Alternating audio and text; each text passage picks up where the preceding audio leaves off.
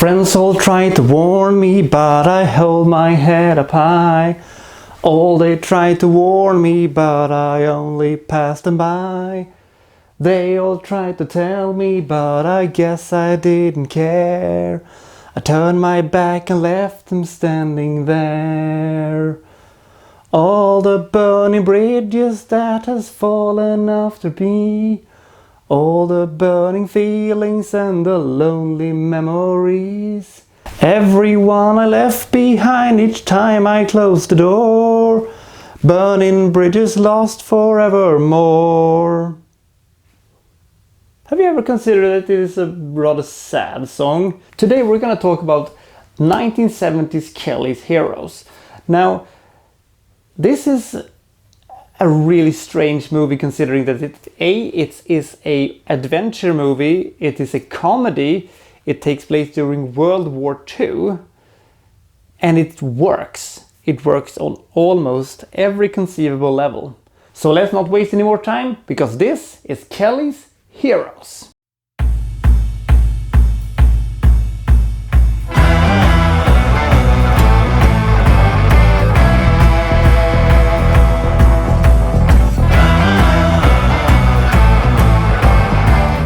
Fun fact, 1970 actually had 3 movies that combined war with lots of lolsy stuff. Those were Kelly's Heroes, Catch-22 and MASH, the movie, not the series. In my opinion, this is by far the best of the 3. So this is 1944 Western Front. Now our main character, Private Kelly, played by Clint Eastwood, has captured a German officer, but he's not doing that mostly to, find the Germans' plans or their strategies or their plan of action. They want to score ass, and they want to find a nice hotel, and they want to get some booze. Because this is not, your classic greatest generation of all time of the American GIs. These are very simple men with very simple demands. They want to not get shot by their own people. They don't want to particularly go to war with anybody. They want to have some leisure. They are run by morally corrupt and extremely bizarre people, including their captain, who has stolen a sailing boat. Kelly, during the interrogation, finds out that there is a treasure in a bank behind enemy lines. Now, he has gotten in his head that he's going to take a small raid party and go behind enemy lines to attack the town, rob the bank, and drive back with the gold. Again, also they have gotten some R&R because their captain is busy, scoofing away his sailing boat. So Kelly, along with Big Joe, played by Telly Savalas, yes, that's Kojak, gathers around a rambunctious team of no-gooders who will try to go through their German lines and do exactly this. They also get accompanied by Oddball, the first hippie of all time, played by Donald Sutherland in what may be one of his best performances of all time. Oddball is a complete lunatic and has almost no concept of anything whatsoever. As long as you don't give him any negative vibes.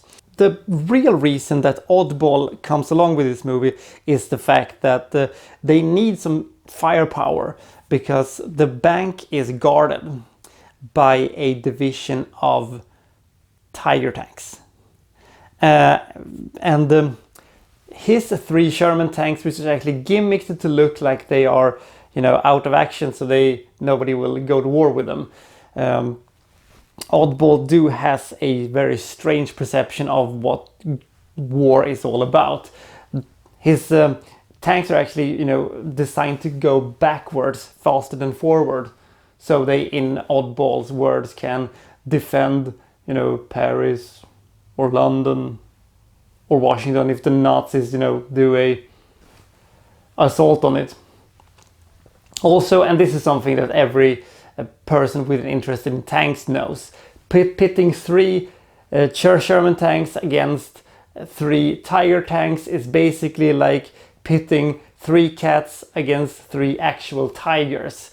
But if you're cunning enough and you have all the good vibes, it might just work. The group is of course led by Big Joe and Kelly.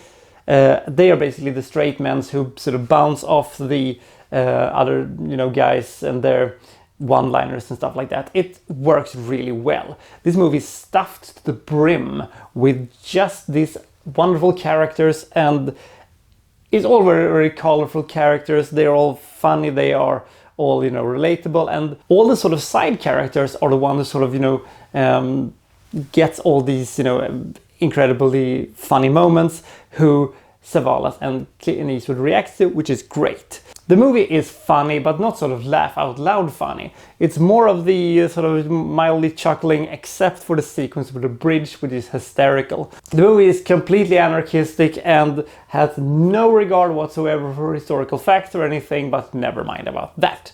But the thing is, it actually functions as a war movie because the action scenes are great. There is a lot of suspense. Don't forget that the director of this movie made Were Eagles There 1 year earlier. Jesus Christ, what a role he was on. This is also why this movie works. It works as a comedy, and it works as a war movie, and it works as an adventure movie.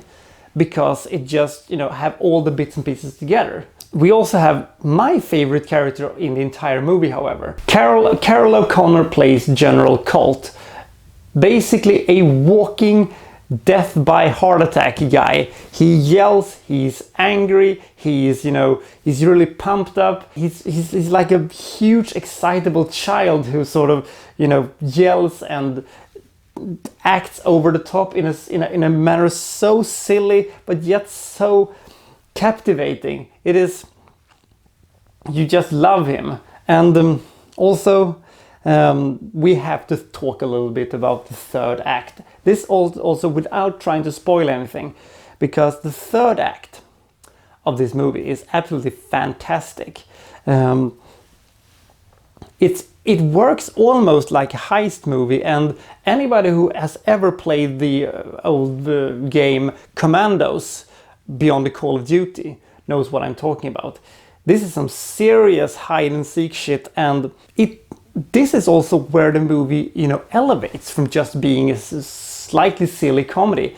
It almost plays out like a western, and this movie is entertaining, and almost 2.5 hours just vanishes into thin air, because this is a almost perfect movie. This is an absolute masterpiece when it comes to war adventures. There hasn't been that many made out of them, but this is by far one of the best I've seen. You're sitting there in the entire time with a huge grin on your face, and you sort of, I don't think a movie like this could be made today in sort of this carefree sense. They were actually talking about a remake of Kelly's Heroes about 15-20 years ago, starring Tom Cruise as Kelly and Brad Pitt as Oddball. I think that actually could have worked, but as we all know, they actually did one almost remake of it, Three Kings, with George Clooney and directed by David O. Russell, but we're getting a bit off topic now.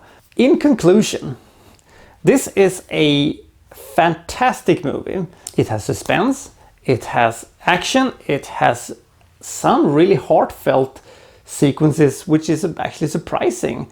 Moments of sadness and moments of real emotions that sort of, mix very well, unexpectedly well actually, with the, silly and anarchistic tone of the rest of the movie. And of course, Oddball is amazing, General Colt is amazing, the entire cast is splendid. This is just one of my favorite movies of all time. Kelly's Heroes is just a huge joy to watch. This is the officially first masterpiece I have reviewed. If you don't think this is a masterpiece, I totally understand it. This is not for everybody, but for me, this is an almost perfect movie. 98 rating. Someday I hope they will make a new war adventure that will be as fun as this one was, but Don't get your hopes up too high, but it would be fun to see.